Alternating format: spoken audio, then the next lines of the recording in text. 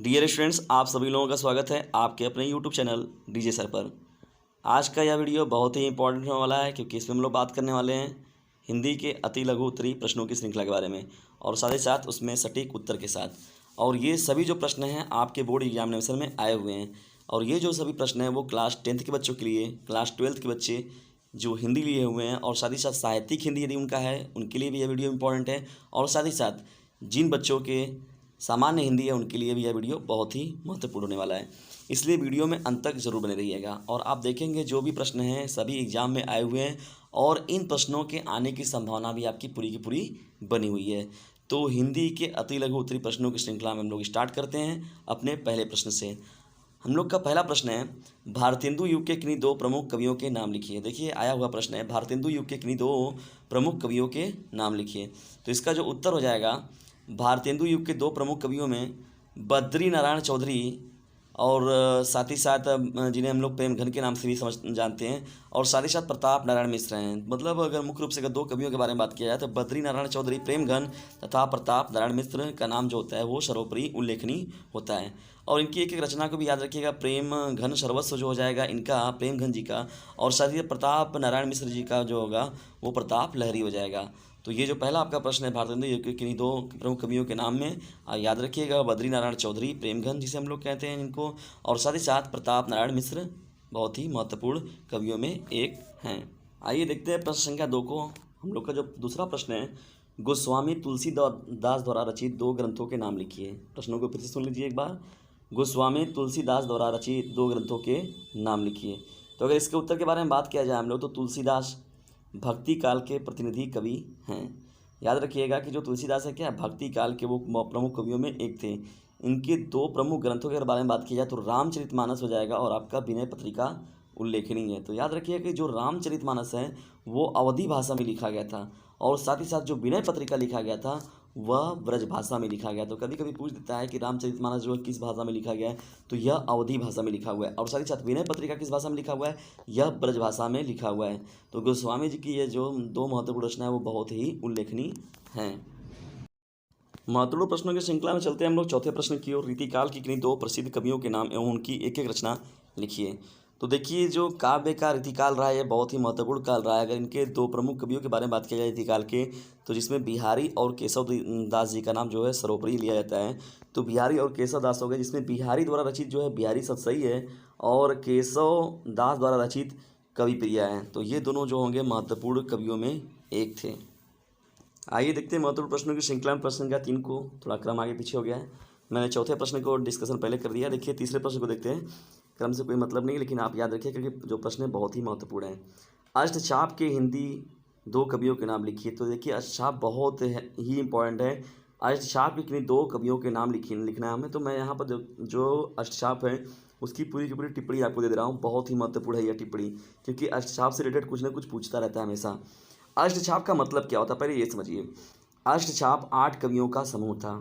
अष्टचाप जो था वो 8 कवियों का समूह था, जिसमें वल्लभाचार्य जी के 4 शिष्य, मतलब बात किया जाए अगर तो 8 कवियों का यह समूह था। साथ ही साथ उसमें वल्लभाचार्य जी के 4 शिष्य थे, जिनके नाम कौन कौन थे, सूरदास, कुंभन दास, परमानंद दास एवं कृष्णदास। तथा गोसाई विट्ठलनाथ जी के 4 शिष्य थे, जिनके नाम था छित स्वामी, गोविंद दास, चतुर्भुज दास तथा आनंद दास शामिल थे। तो देखिए ध्यान से यहाँ पर वल्लभाचार्य जी के 4 शिष्य और साथ ही साथ गोसाई विट्ठलनाथ जी के 4 शिष्य, मतलब टोटल जो मिलाकर हो गए 8 कवि हो गए थे यही लोग। और ये जो अष्टचाप है इसकी स्थापना जो थी वह गोसाई विट्ठलनाथ जी ने की थी। तो जो ये अष्टचाप की स्थापना थी वो गोसाई विट्ठलनाथ जी द्वारा की गई थी। ये बहुत ही महत्वपूर्ण टॉपिक है अष्टचाप। महत्वपूर्ण प्रश्नों की श्रृंखला में लोग आगे बढ़ते हैं और देखते हैं 5वें प्रश्न को। 5वां जो प्रश्न है, रीतिकाल के 4 रीतिमुक्त कवियों के नाम लिखिए। तो इसमें देखिए मुख्य रूप से जो हो जाएंगे घनानंद, ठाकुर, आलम, बोधा। तो ये जो होंगे इस रीतिकाल के 4 मुक्त कवियों में प्रमुख कवियों में थे। महत्वपूर्ण प्रश्नों की श्रृंखला को हम लोग आगे लेके बढ़ते हैं और बढ़ते हैं 6वें प्रश्न की ओर। लेकिन 6वें प्रश्न की ओर आगे बढ़ने से पहले यदि वीडियो आपको पसंद आता है तो इसे लाइक जरूर करें और साथ ही साथ इसे फ्रेंडों के बीच में शेयर भी ज़रूर करें, क्योंकि एक बात याद रखिएगा, sharing is the best way of learning. तो बढ़ते हैं 6वें प्रश्न की ओर।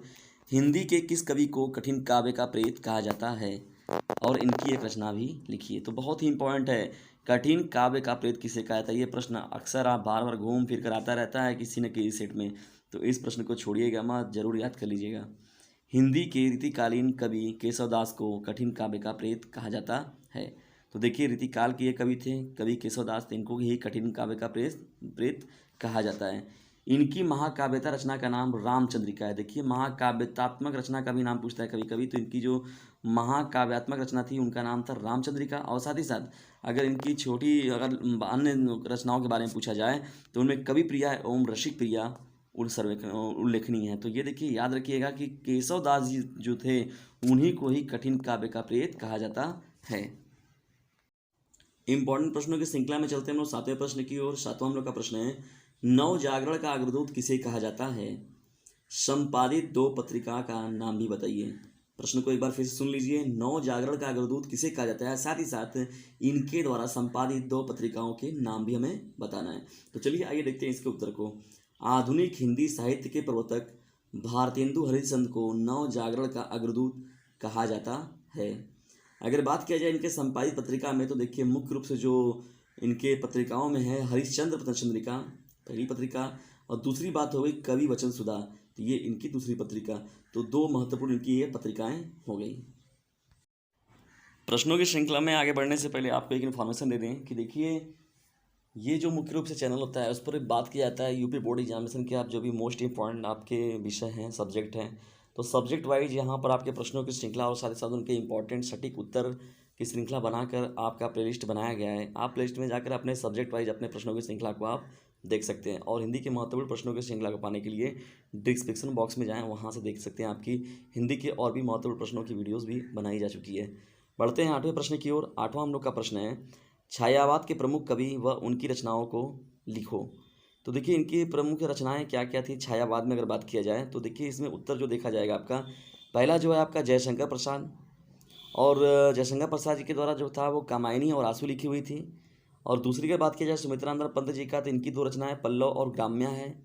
तीसरी अगर बात की जाए कवि के, तो सूर्यकांत त्रिपाठी निराला, जिन्हें हम लोग निराला भी कहते हैं, तो इनकी जो प्रमुख रचना होगी परिमल और गीतिका होगी। चौथी भी जो बात करते हैं हम कवि की, तो महादेवी वर्मा हो गई, तो इनकी जो प्रमुख रचना है दीपशिखा शांति। तो ये हो गए छायावाद के कुछ प्रमुख कवि और उनकी रचनाओं के नाम, जो कि बहुत ही इंपॉर्टेंट है आपके एग्जामिनेशन की दृष्टि से। बढ़ते हैं महत्वपूर्ण प्रश्नों की श्रृंखला हम लोग 9वें प्रश्न की ओर। तार सप्तक के संपादक कौन है? बहुत इंपॉर्टेंट प्रश्न है। तार सप्तक के संपादक सच्चिदानंद हीरानंद वात्स्यायन अज्ञेय हैं।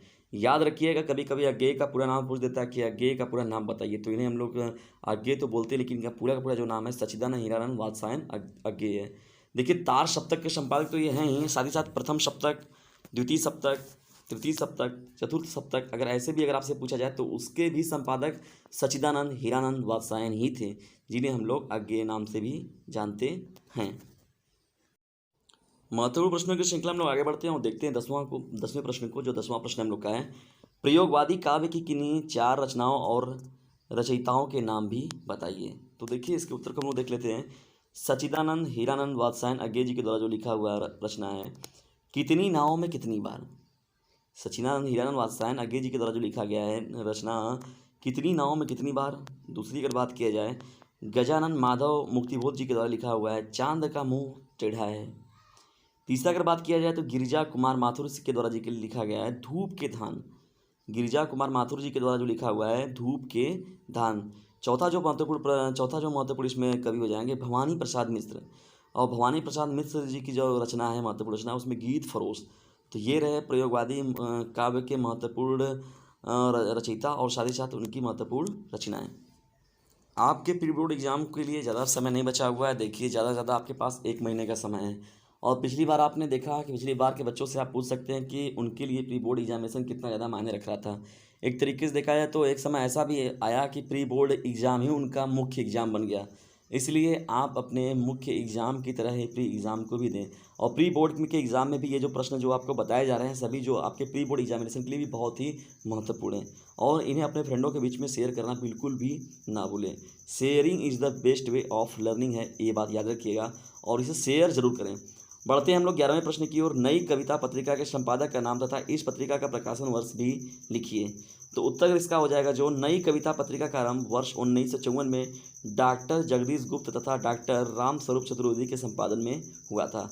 तो प्रकाशन वर्ष की अगर बात की जाए तो इसका 1954 था और प्रकाशनकर्ता के संपादक जो थे उनमें जो उल्लेखनीय नाम है डॉक्टर जगदीश गुप्त जी का और साथ ही साथ डॉक्टर राम स्वरूप चतुर्वेदी, दोनों लोग सम्मिलित रूप से इसके संपादन के लिए जिम्मेदार थे।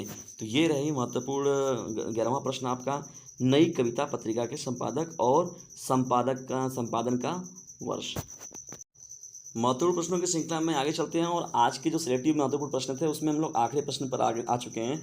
ये जो 12वां प्रश्न हम लोग का है वो आखिरी प्रश्न है, आलोचना का चरम उत्कर्ष कब से माना जाता है। बहुत ही इंपॉर्टेंट प्रश्न है, आलोचना का चरम उत्कर्ष कब से माना जाता है। तो इसका उत्तर हो जाएगा आलोचना का चरम उत्कर्ष आचार्य रामचंद्र शुक्ल की आलोचना कृतियों के प्रकाशन से माना जाता है। देखिए सबसे बड़े आलोचक के रूप में हम लोग पहले बताया था, हम लोग दूसरी वीडियो भी मैंने इन पर बनाई हुई है कि आलोचक के रूप में सबसे महत्वपूर्ण किसी का नाम आता है तो वो आचार्य रामचंद्र शुक्ल जी ही हैं। तो ये रहे महत्वपूर्ण 12 प्रश्नों की श्रृंखला। प्रश्नों की यह श्रृंखला आपको कैसी लगी इसके बारे में कमेंट बॉक्स में जरूर बताएं और साथ ही साथ यदि वीडियो आपको पसंद आता है तो इसे लाइक करें, शेयर करें और चैनल पर नए तो सब्सक्राइब करना बिल्कुल भी ना भूलें। वीडियो को अंत तक देखने के लिए आप सभी लोगों का हृदय गहराइयों से विनम्रतापूर्वक धन्यवाद। और हाँ, एक बात याद रखिएगा, sharing is the best way of learning, इसलिए इस वीडियोज़ को शेयर ज़्यादा से ज़्यादा करें।